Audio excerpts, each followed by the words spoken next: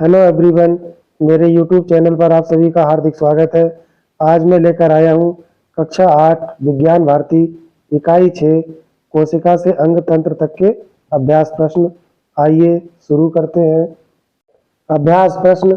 प्रश्न 1, निम्नलिखित के सही विकल्प चुनकर अपनी अभ्यास पुस्तिका में लिखिए। ये बहुविकल्पीय प्रश्न है, इसमें 4 विकल्प दिए गए हैं जिसमें 3 विकल्प गलत होंगे, 1 विकल्प सही होगा। हमें सही विकल्प को छांटकर लिखना है। प्रश्न का एक कोशिक जीव का उदाहरण है आ मनुष्य, बा हाथी, सा अमीबा, दा बरगद। इसका विकल्प सा अमीबा ये सही होगा क्योंकि अमीबा एक कोशिकीय जीव होता है, इसलिए इसका विकल्प सा अमीबा सही होगा। खा पादप कोशिका की प्रमुख विशेषता है आ कोशिका भित्ति, बा हरित लवक, सा बड़ी रिक्तिका, दा उपरोक्त सभी। इसका विकल्प दा उपरोक्त सभी ये सही होगा क्योंकि पादप कोशिका में कोशिका भित्ति भी पाई जाती है, हरित लवक भी पाया जाता है, बड़ी रिक्तिका भी होती है, इसलिए इसका विकल्प दा उपरोक्त सभी ये सही होगा।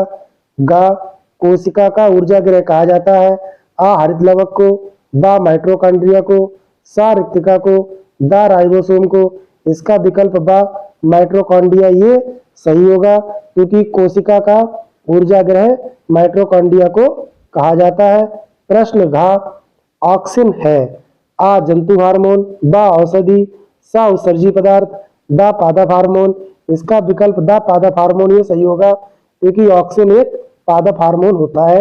अंगा फलों को पकाने के लिए कौन सा हार्मोन उपयोग किया जाता है आ ऑक्सिन, बा एब्सिसिक अम्ल, सा एथिलीन, दा साइटोकाइनिन। इसका विकल्प सा एथिलीन ये सही होगा क्योंकि फलों को पकाने के लिए एथिलीन हार्मोन का प्रयोग किया जाता है या उपयोग किया जाता है। प्रश्न 2, रिक्त स्थानों की पूर्ति कीजिए। का जंतुओं में हार्मोन्स रिक्त स्थान द्वारा स्रावित होते हैं। यहाँ पर आ जाएगा अंतःस्रावी ग्रंथियों। जंतुओं में हार्मोन्स अंतःस्रावी ग्रंथियों द्वारा स्रावित होते हैं। खा कोशिका सजीवों की रिक्त स्थान एवं रिक्त स्थान इकाई है। यहाँ पर आएगा रचनात्मक एवं कार्यात्मक। कोशिका सजीवों की रचनात्मक एवं कार्यात्मक इकाई है। गा रिक्त स्थान ऊतक पौधों की लंबाई में वृद्धि करने में सहायक होता है। यहाँ पर आएगा प्रविभाजी। प्रविभाजी ऊतक पौधों की लंबाई में वृद्धि करने में सहायक होता है। घा शरीर के बाह्य सुरक्षात्मक आवरण बनाने में रिक्त स्थान ऊतक सहायता करते हैं। यहाँ पर आएगा एपिथीलियम। शरीर के बाह्य सुरक्षात्मक आवरण बनाने में एपिथीलियम ऊतक सहायता करते हैं। अंगा समान रचना एवं कार्य वाली कोशिकाओं के समूह को रिक्त स्थान कहते हैं। यहाँ पर आ जाएगा ऊतक। समान रचना एवं कार्य वाली कोशिकाओं के समूह को ऊतक कहते हैं। प्रश्न 3, स्तंभ का के कथनों को स्तंभ खा के कथनों से मिलान कीजिए। यहाँ पर हमें 2 स्तंभ दे रखे हैं, स्तंभ का और स्तंभ खा। स्तंभ का में 4 कथन दे रखे हैं जो कि इस प्रकार है। का जलों के शीर्ष कलिकाओं में वृद्धि, खा मक्खी, गा तंत्रिका ऊतक, घा संवहन ऊतक। स्तंभ खा में जो 4 कथन दे रखे हैं वो इस प्रकार है। आ बहुकोशिकीय जीव, बा संदेशों का संवहन, सा प्रवाजी ऊतक, दा जाइलम। आइए शुरू करते हैं। का जड़ों के शीर्ष कलिकाओं में वृद्धि, इसका मिलान सा प्रविभाजी ऊतक से कर देंगे क्योंकि प्रविभाजी ऊतक पौधों की लंबाई में वृद्धि करने में सहायक होता है। खा मक्खी, मक्खी एक बहुकोशिकीय जीव है, इसलिए मक्खी का मिलान आ बहुकोशिकीय जीव से कर देंगे। गा तंत्रिका ऊतक, तंत्रिका ऊतक का कार्य संदेशों का संवहन होता है, इसलिए तंत्रिका ऊतक का मिलान बा संदेशों का संवहन से कर देंगे। घा संवहन ऊतक, इसका मिलान हम दा जाइलम से कर देंगे क्योंकि जाइलम संवहन ऊतक का एक उदाहरण है। नेक्स्ट प्रश्न 4, निम्नलिखित कथनों में सही कथन पर सही और गलत कथन पर गलत का चिन्ह लगाइए। का हृदय की मांसपेशियां निरंतर कार्य करती रहती हैं, ये कथन बिल्कुल सही है तो इसके सम्मुख हम सही का चिन्ह लगा देंगे। खा फ्लोएम ऊतक जंतुओं में पाया जाता है, ये कथन बिल्कुल गलत है क्योंकि फ्लोएम ऊतक पौधों में पाया जाता है, इसलिए इसके सम्मुख हम गलत का चिन्ह लगा देंगे। गा अमीबा बहुकोशिक जीव है, ये कथन गलत है तो इसके सम्मुख हम गलत का चिन्ह लगा देंगे क्योंकि अमीबा एक कोशिकीय जीव होता है। घा सजीव कोशिका से बने हैं, ये कथन सही है तो इसके सम्मुख सही का चिन्ह लगा देंगे। अंगा सभी कोशिकाओं में कोशिका भित्ति पाई जाती है, ये कथन गलत है। तो इसके सम्मुख गलत का चिन्ह लगा देंगे, क्योंकि जंतु कोशिका में कोशिका भित्ति नहीं पाई जाती है, जबकि पादप में कोशिका भित्ति पाई जाती है, इसलिए सभी कोशिकाओं में कोशिका भित्ति पाई जाती है, ये कथन गलत है, इसलिए इसके सम्मुख गलत का चिन्ह लगा देंगे। प्रश्न 5, कोशिका के किस भाग में कोशिकांग पाए जाते हैं? इसका उत्तर होगा जीव द्रव्य कला में कोशिकांग पाए जाते हैं। प्रश्न 6, प्रविभाजी ऊतक की 2 विशेषताएं बताइए, ये कहाँ पाए जाते हैं? इसका उत्तर होगा प्रविभाजी ऊतक की विशेषताएं, नंबर 1, यह निरंतर विभाजित होती हैं। नंबर 2, इनमें कोशिकाएं अस्थायी होती हैं। यह पौधों में वृद्धि के कुछ निश्चित क्षेत्रों में जैसे जड़ और तने की कलिकाओं के शीर्ष भाग में पाई जाती हैं। प्रश्न 7, किन्हीं 2 अंतःस्रावी ग्रंथियों के नाम तथा उनके कार्य लिखिए। उत्तर, 2 अंतःस्रावी ग्रंथियां निम्नलिखित है।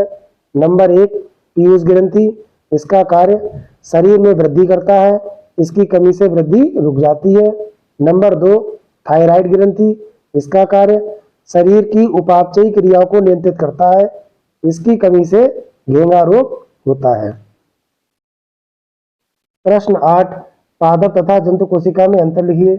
इसका उत्तर होगा पादप और जंतु कोशिका में अंतर। सबसे पहले हम पादप कोशिका के बारे में लिखेंगे। नंबर 1, पादप कोशिका में कोशिका भित्ति पाई जाती है। नंबर 2, पादप कोशिका में हरित लवक पाए जाते हैं। नंबर 3, पादप कोशिका में सेंट्रोसोम अनुपस्थित होते हैं। नंबर 4, पादप कोशिका में रिक्तिका बड़ी तथा संख्या में 1 होती है। नंबर 5, पादप कोशिका में केंद्रक परिधि की ओर हो सकता है। नेक्स्ट, जंतु कोशिका, इसका पहला पॉइंट होगा जंतु कोशिका में कोशिका भित्ति अनुपस्थित रहती है। नंबर 2, जंतु कोशिका में हरित लवक नहीं पाए जाते हैं। नंबर 3, जंतु कोशिका में सेंट्रोसोम उपस्थित होते हैं। नंबर 4, जंतु कोशिका में रिक्तिका छोटी तथा संख्या में अधिक होती है। नंबर 5, अधिकांश जंतु कोशिकाओं में केंद्रक मध्य में होता है। प्रश्न 9, केवल चित्रों के माध्यम से रेखित तथा अरेखित पेशी ऊतक स्पष्ट कीजिए। ये जो चित्र है ये रेखित पेशी ऊतक का है और ये वाला चित्र यह अरेखित पेशी ऊतक का है। अब हम सबसे पहले रेखित पेशी ऊतक के बारे में जानेंगे। नंबर 1, यह दीर्घ, बेलनाकार तथा अशाखित होती हैं। नंबर 2, यह बहुकेंद्रीय तथा पर्दीय केंद्रक होती हैं। नंबर 3, इनमें गहरे तथा हल्के रंग की पट्टिकाएं होती हैं। नंबर 4, इनमें ऐच्छिक संकुचन तेजी से थोड़े समय के लिए होता है और ये जल्दी थकान महसूस करती हैं। नंबर 5, यह कंकाल से जुड़ी होती हैं जैसे सिर, हाथ, पैर, जीभ। अब हम अरेखित पेशी ऊतक के बारे में जानेंगे। ये छोटी तथा तुर्काकार होती हैं एवं इनके सिरे नुकीले होते हैं। नंबर 2, यह एक केंद्रकीय तथा केंद्रक के बीच में स्थापित होती हैं। नंबर 3, इनमें पट्टिकाएं नहीं होती हैं। नंबर 4, इनमें संकुचन धीरे धीरे होता है परंतु लंबे समय के लिए होता है एवं पेशी में थकान का अनुभव नहीं होता है। नंबर 5, ये शरीर में अंगों की दीवारों में पाई जाती हैं जैसे आहार नली। प्रश्न 10, पादप कोशिका का नामांकित चित्र बनाइए। ये जो चित्र आप देख रहे हैं ये पादप कोशिका का चित्र दिया हुआ है।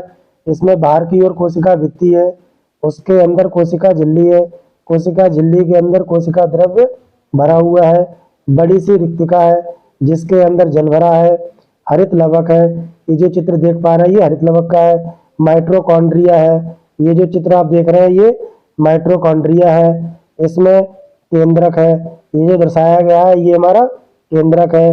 अंतःप्रद्युय जालिका, ये जो दिख रहा है पार्ट ये अंतःप्रद्युय जालिका है और ये वाला जो भाग दिख रहा है ये राइबोसोम है। इस प्रकार ये पादप कोशिका के जितने भाग हैं ये सारे मैंने आपको बता दिए हैं।